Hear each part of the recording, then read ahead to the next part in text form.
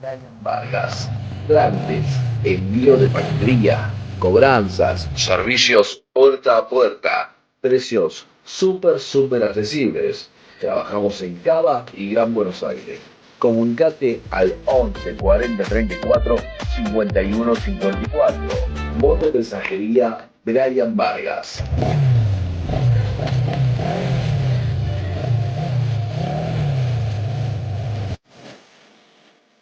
¿Cómo están ustedes? Buen día para todos. Y este video va a estar cortito, pero con autos automáticos. Sí, sí. Me están pidiendo muchos automáticos. Te puedo ofrecer este o el que vos busques. Mandame un mensajito y te lo encontramos. Luz propia, indumentaria femenina, siempre acompañando precio y calidad. Facebook e Instagram, Luz propia calzado. Nunca pasás desapercibida. Los mejores colores de estiletos y botas. Instagram, Luz propia calzado.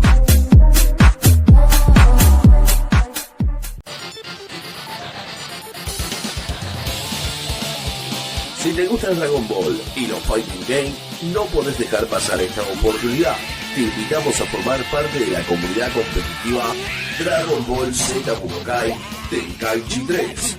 Nos encontramos en Facebook bajo ese mismo nombre. Por ese canal anunciamos regularmente eventos, torneos, competiciones, desafíos y todo lo relacionado al Tenkaichi 3. Sumate a participar y a demostrar toda tu habilidad en el juego. Te esperamos.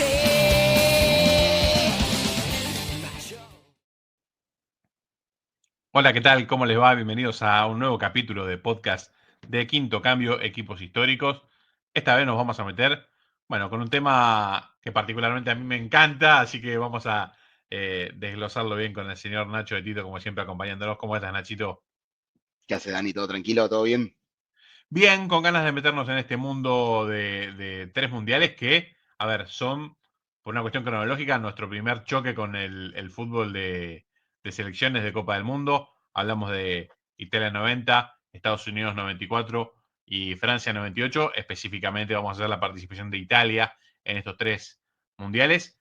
Y refuerzo un poco esto de el concepto de equipos históricos, que no toca solamente que hayan ganado, sino que, como en este caso Italia no ganó, pero sin embargo su participación hace que le peguemos una mirada a lo que fueron, bueno, tantos partidos en tres Copas del Mundo, donde fue protagonista sin lugar a dudas. No terminó alzando la Copa en ninguna de las tres ediciones, pero siempre llegó a etapas de definición y se terminó yendo sin perder. Sí, Por lo menos en ese mano a mano, bueno, la fase de eliminación que le tocó en cada respectivo mundial. sí. Sin perder y en el 90 inclusive siendo el equipo que más puntos sumó. Porque juega los 7 partidos, gana 6, empata 1 y Alemania gana 5 y empata 2, que es termina siendo campeón del mundo.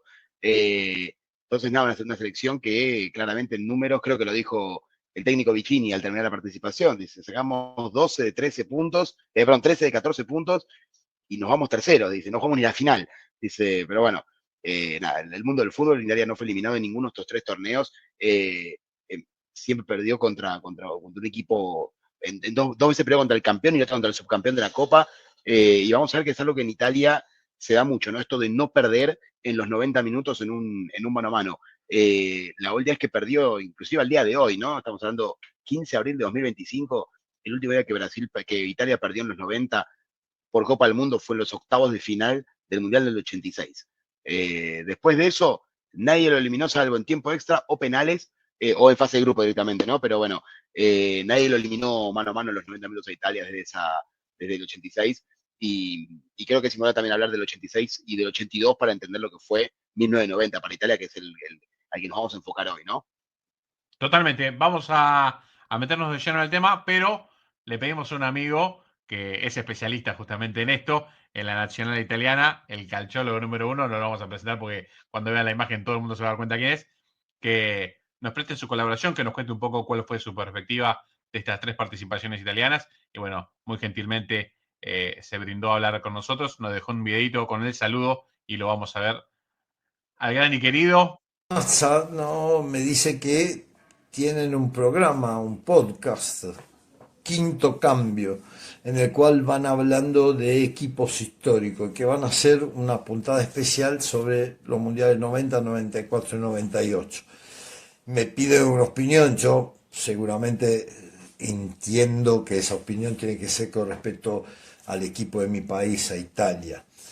Y bueno, es muy fácil, ¿no? 90, 94 y 98 para Italia fueron los mundiales de la definición por penales. Italia queda fuera en los tres mundiales. Bueno, en el segundo pierde la final, nada menos, contra Brasil, pero queda fuera en semifinales del 90 y queda fuera ante Francia en el 98. Francia cada postre iba a ser campeón las tres veces por penales. Fue realmente muy duro para Italia. Lo más duro fue sin duda el Mundial 90, porque el Mundial 90 Italia tenía todas las condiciones para ganarlo, más allá de la localía, realmente tenía un equipo muy eficiente, muy buen equipo.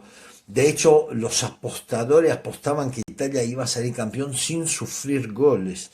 Y de hecho, el primer gol que sufre en semifinal, el de Claudio Polcanigia, que a la postre, después por los penales, termina Italia eliminada.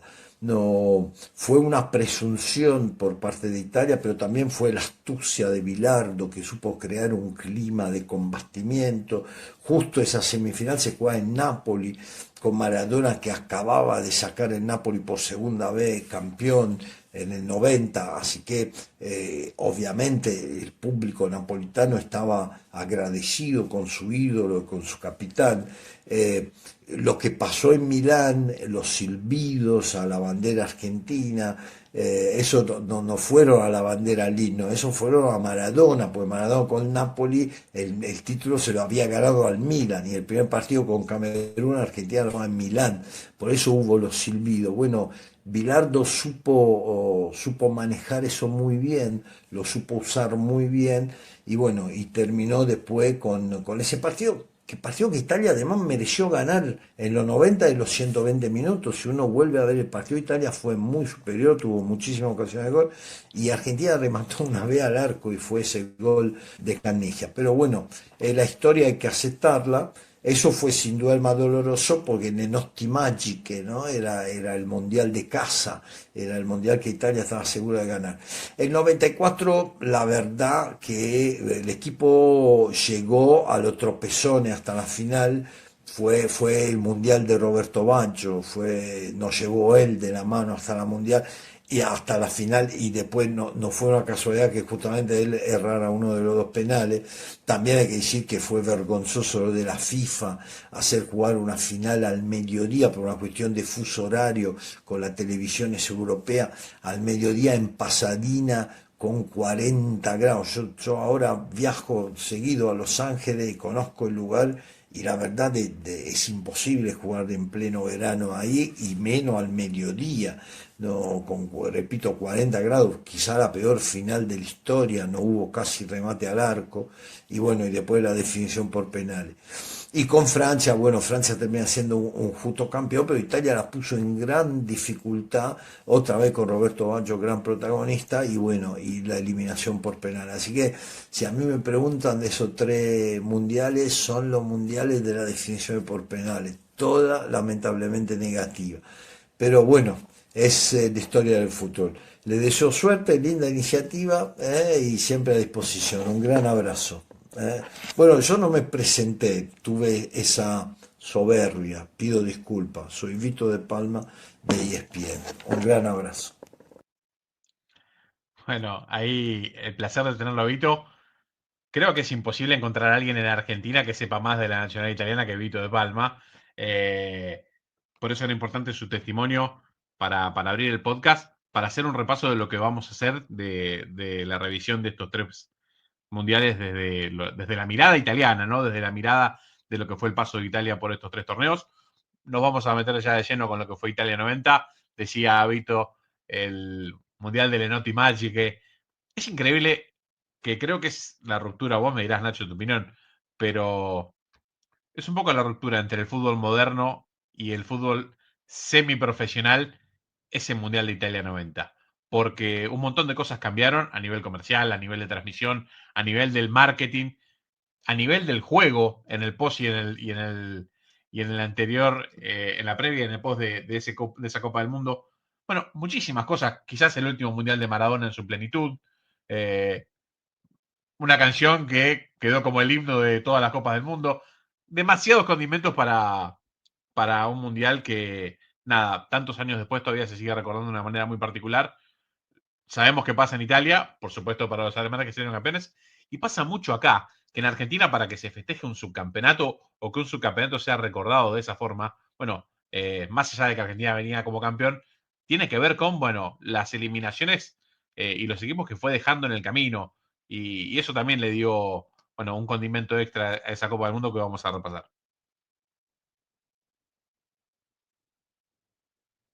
Estás muteado, Nachito. Me había muteado para si se me escapaba algo mientras hablaba Vito. Dije, si digo alguna boludez que no se escuche. Además, suelo responderle a la gente que está grabada, ¿viste? Por más que yo sepa que no me va a responder, Me la gente me pasa, sí, habla a me la pasa. tele. Así que me muteé por eso.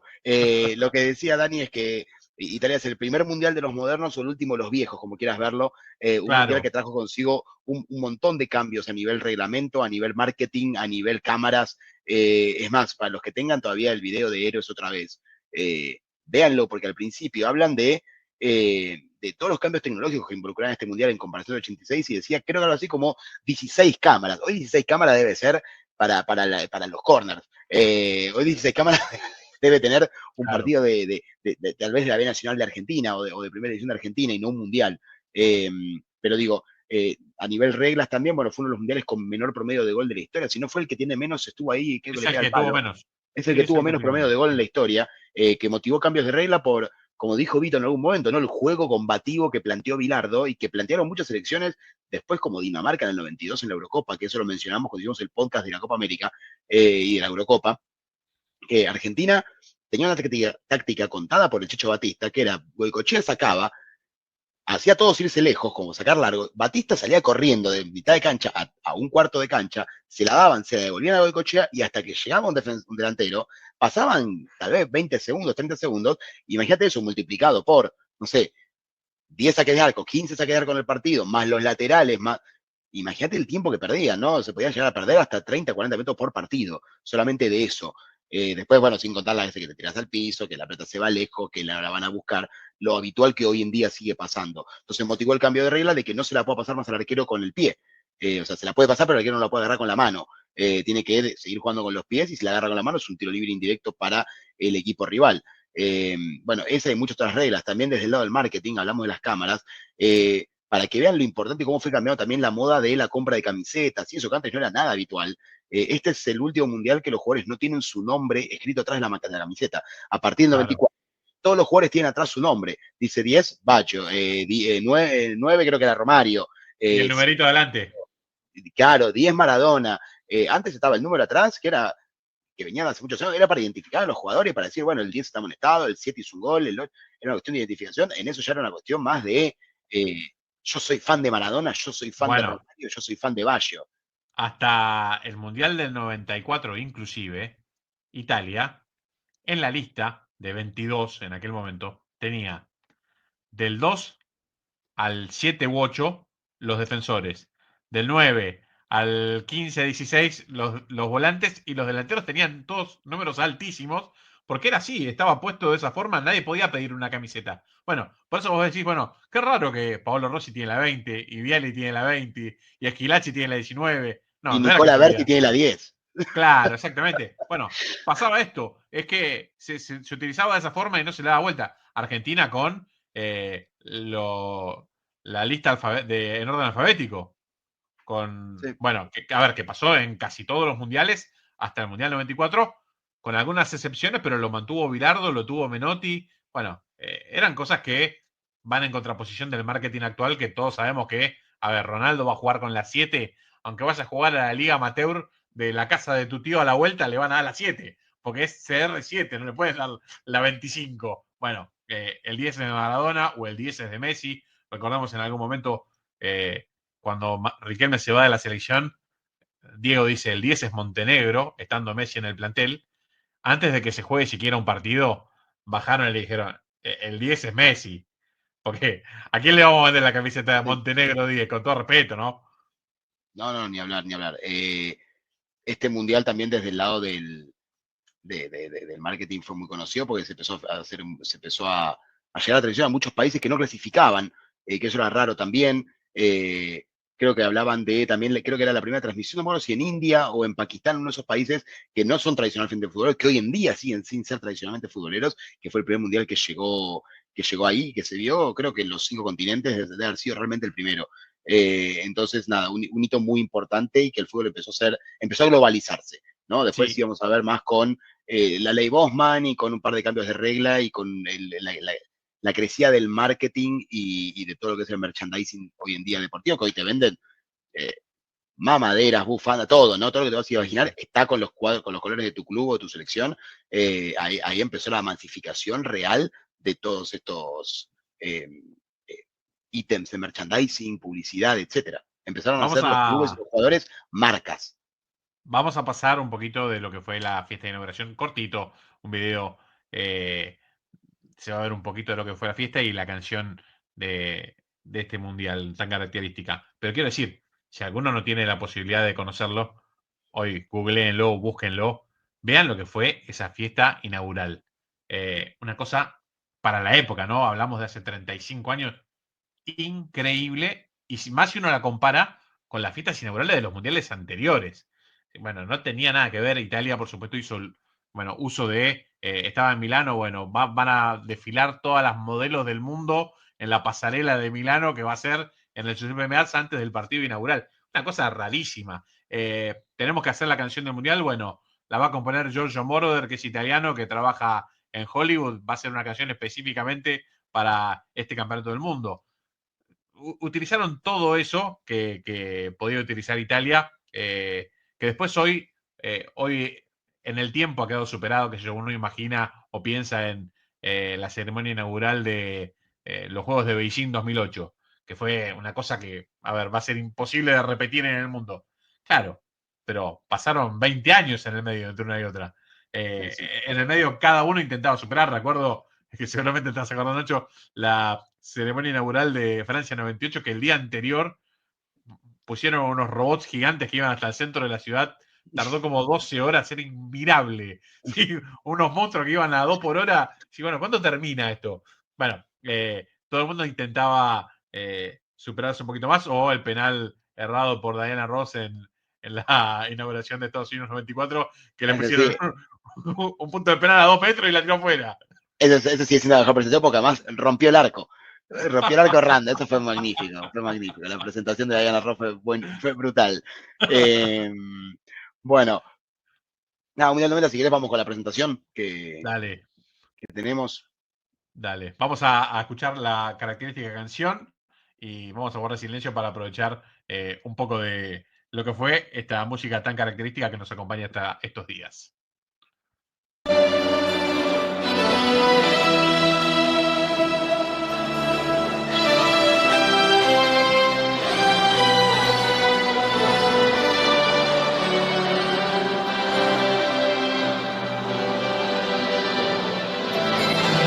Forse non sarà una canzone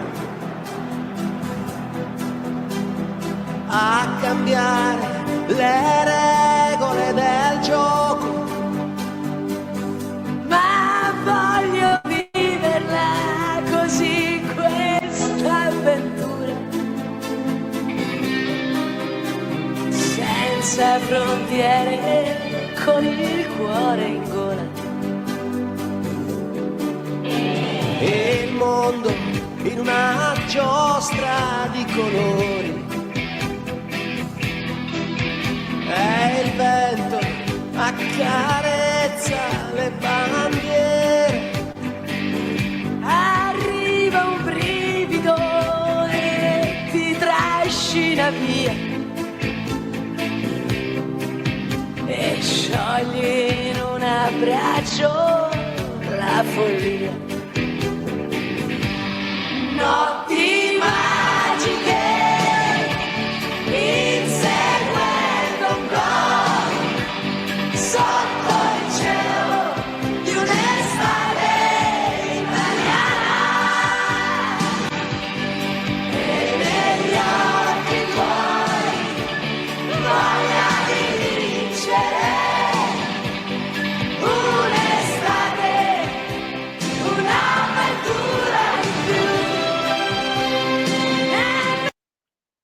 Bueno, ahí pasaba un poquito de lo que fue la ceremonia inaugural, la canción característica de esta Copa del Mundo, y pensaba, Nacho, ¿cuántos argentinos atrás? Increíble, porque Bastante, bastante. están Nada, justo, era el partido inaugural Argentina-Camerún, así que era esperable que claro, haya muchísimos argentinos, pero bueno, también todo este escándalo se armaba porque Italia, como bien dijo Vito, ya se sentía campeón antes de jugar. Venía de ser campeón 8 años antes, jugaba de local, tenía un equipazo, le había ido bien en los amistosos previos, había armado un equipo sólido, tenía sin duda la mejor defensa del mundo. Como dijo Vito, se apostaba a que iba a ser campeón sin recibir goles y termina recibiendo un gol en la semifinal por un error grave de su arquero de Tsenga, que había tenido un gran mundial, pero bueno, falló en un momento clave y Argentina no los aprovechó en lo que fue el único tiempo que recibieron hasta semifinales, creo yo, sacando un cabezazo con Irlanda o alguna que otra jugada con Checoslovaquia, creo que no le patearon a Tsenga en todo el mundial. Entonces, era cierto esto de que Italia se sentía campeón y estaba armando su fiesta, estaba armando la fiesta para ser campeón. No le importa, en el medio había otros 23 equipos que iban a participar para que sea una excusa para que Italia pueda levantar la Copa del Mundo de vuelta en sí, sí. casa. Recordando que la última vez que la había levantado en casa había sido muy polémico por todo lo que significaba, todo lo que rodeaba a Italia y la Italia fascista de Mussolini. Entonces, era como una forma de reivindicarse y decir, bueno, vieron que limpiamente también la podemos ganar. Y bueno, una fiesta que estaba preparando en Italia para algo que, bueno, finalmente no se dio, por más de que, vamos a decir la verdad, es la sexta selección más eficaz en un mundial, contando Claro, sí. campeones, Sí, contando sí, sí. campeones. A ver, algo que vamos a dejar en claro, por lo menos de mi parte creo que Nacho coincide. En el fútbol hablar de justicia o injusticia es muy, a ver, es muy complicado. Si pasa algo en este juego es que, bueno, la lógica no siempre se da y eso es una de las cosas, uno de los atractivos que tiene justamente el fútbol. Sin duda. Pocas, Así pero a como ver, dijimos, pensaba, digo, pocas cosas hay más para decir que es increíble que esta Italia no haya jugado la final. Es una de las injusticias de la historia de los mundiales, como decir que eh, aún superior, que en el 86 Francia debía jugar la final. Bueno, y la verdad que sí, eran los equipos que merecían jugar la final. Italia y Alemania habían sido los dos mejores equipos de este campeonato del mundo. Bueno, merecían jugar la final para ver qué pasaba. Bueno, de merecimientos no se vive. Argentina aprovechó su oportunidad y la jugó. Y bueno, listo, ya está, se terminó la historia. Pero no, hubiese sido lo más atractivo para la Copa del Mundo. A veces uno dice, en el Mundial 2014, hablando alguna vez con un amigo periodista, hablábamos de la injusticia que hubiese sido para la historia del Mundial, no del partido, sino del Mundial, que esa Alemania no hubiese sido campeona. es Y es la realidad. Después en el partido, Argentina tranquilamente tuvo la mejor chance, tranquilamente lo podría haber ganado, jugó el mejor partido del campeonato. Bárbaro, eso es indiscutible. Ahora, en el recorrido del campeonato del mundo, y vos después de hacer lo que hiciste, y es una pena que no salga campeón un equipo así. Bueno, en este caso es una pena gigante que Italia no haya jugado esa final. sin duda. También se puede hablar de la Brasil del 66, ¿no? Que si no lo rompen toda Pelé, hubiese ganado Sí, 4 mundiales consecutivos sin ningún tipo de duda. Y bueno, nada, tuvieron que esperar al 70 y ganaron 3 de 4. Una locura lo de los brasileños en esa época. Eh, También, hablamos de Brasil, hablamos de Francia, bueno, Alemania hubiese sido muy injusto de la pierda, después de eliminar a Brasil local y pentacampeón del mundo 7-1 en su casa. sí, sí, Es tal cual. completamente injusto que no se lo lleve, más teniendo en cuenta que Argentina hasta ahí no habían enfrentado a ningún campeón del mundo en toda la Copa, había pasado en un tiempo extra, en unos penales, todo muy sufrido, un 1-0 con Bélgica con un gol de entrada y después sin ninguna acción más, una fase de grupos también con un triunfo sobre Irán en el último minuto, un triunfo muy deslucido con Bosnia, digamos, después ya hasta la final metes un zapallazo y ganaste, pero digo, Chao. en cuanto al camino fue mucho mejor la Alemania que la Argentina en ese mundial. No vamos a decir que llegó de casualidad a Argentina, pero Sí, merecimiento de un se le abrió el merecimiento. cuadro, todas las cosas que te pueden pasar, Se te abrió el cuadro, te tocó pero un grupo fácil obvio. y que hasta como así como otros años te tocan grupos imposibles, como en el 2002, que no te dejan pasar primera ronda, esta vez tenías un grupo muy fácil y se te abrió el cuadro en octavos porque Suiza sale segundo de Francia. Entonces ahí se te acomoda todo, lo que vos decías, bueno, esto se me va a complicar un montón, se te acomodó todo y de repente estabas peleando el mundial cuando ni lo fuiste a buscar eso. O sea, inicialmente, ¿no? Inicialmente, ¿quién daba a Argentina en semifinalista? Yo creo que nadie. Argentina venía de mucha historia de quedarse en cuartos, etcétera. Es más, está la famosa frase de Mascherano, estoy cansado de comer mierda, quiero jugar los 7 partidos. como diciendo, siempre nos quedamos en los 5 partidos, o antes, vamos a pasar la barrera de los cuartos de final, que era muy difícil en Argentina. Y después se logró, bueno, se logró en 2 de los últimos 3 mundiales, 2014 y 22, bueno, 18 fue la excepción. Pero bueno, sí, equipos con merecimientos hay varios, después hay que hacer valer ese merecimiento con goles, ¿no? Que fue justamente un poco lo que le faltó a Italia, por más que haya tenido el goleador del Mundial en el 90, como fue el recientemente fallecido Totò Schillaci, parece que fue el único que se presentó para hacer goles, ¿no? Sacando la maestría de Robbie Baggio contra Checoslovaquia y después ya en el tercer y cuarto puesto cuando no sirve, fue el único que estuvo de cara al arco certero. Y recordemos que Schillaci antes del Mundial había jugado un solo partido en la selección. Sí, Tenía un nada. partido en la selección, lo llevaron de última, como quinto delantero o cuarto delantero, no me acuerdo cuánto se había llevado, y termina entrando porque Carneval estaba cansado, Bali no había tenido un buen partido, termina entrando y haciendo un gol y termina jugando toda la copa, pero después tengo, por ejemplo, Gianluca Bali, del cual hablamos muy bien en otros podcasts, y dije que es uno de mis jugadores favoritos de esa época, de los 90, no hizo un gol en el Mundial, y era el tipo llamado a hacer los goles de Italia. Era la estrella de Italia. Claro, hizo un gol Serena, que Serena no es su función hacer goles. Después el otro, creo que lo hizo Giannini, el otro, si no me equivoco. Sí. Pero los delanteros brillaron por su ausencia, tuvo que ser la figura, un tipo que tenía un partido de selección y que a día de hoy y hasta el día de su retiro fue su único gran momento de gloria, no tuvo otro, jugó en Juventus, no le fue muy bien. Hombre de un mundial, como lo fue Ilan Mansic en Turquía, para los que tal vez se acuerdan del Mundial 2002, Ilan Mansic que tuvo un mundial terrible, creo que hizo 4 o 5 goles, un gol de oro a Suecia, y después su carrera fue sapo tras sapo. Italia yo creo que le faltó mucho eso, por más que no era el equipo que se destacaba. Recordemos que en los 10 partidos previos al Mundial, los amistosos, hace apenas 13 goles, no era una selección muy goleadora, pero tenía cierto, promediaba más de un gol por partido. Pero Sí. estos delanteros que hacían goles no se presentaron a jugar. Sí, a ver, cuando vos hablas con los especialistas en Italia, todos te dicen que es la convocatoria, lo iba a decir en italiano, iba a decir la migliore rosa, la mejor convocatoria a los 22 mejores jugadores de la historia de la selección. O sea, no cada uno en su puesto, sino en la combinación es la mejor combinación que se pudo lograr antes de una Copa del Mundo. Y vos mirás nombre por nombre y no está lejos de la realidad porque realmente tiene un equipazo. Cuando ves en los delanteros y uno piensa que el goleador tenía que ser Gianluca Vialli, bueno, tenía ¿cómo decir? Una cierta responsabilidad de delantero, sí. Había jugado ya una Copa del Mundo, sí. Era la estrella de su equipo en aquel momento, sí. Había sido goleador de la liga, sí. Bueno, y después había mucho creativo, que es una rareza en Italia. Giannini, Roberto Baggio, Mancini, que no tocó la cancha. Mancini no jugó en todo el Bueno, mundial. a ver, tenía muchas variantes del medio para adelante, cuando vos sabés que del medio para atrás estaba todo resuelto y eso Italia lo iba a hacer bien, bueno, con una media goleadora de, como decía Nacho, 1.3, 1.5, bueno, con eso iba a ser campeón, 2 goles por partido, iba a ser campeón, sin lugar a dudas. Bueno, no lo logró,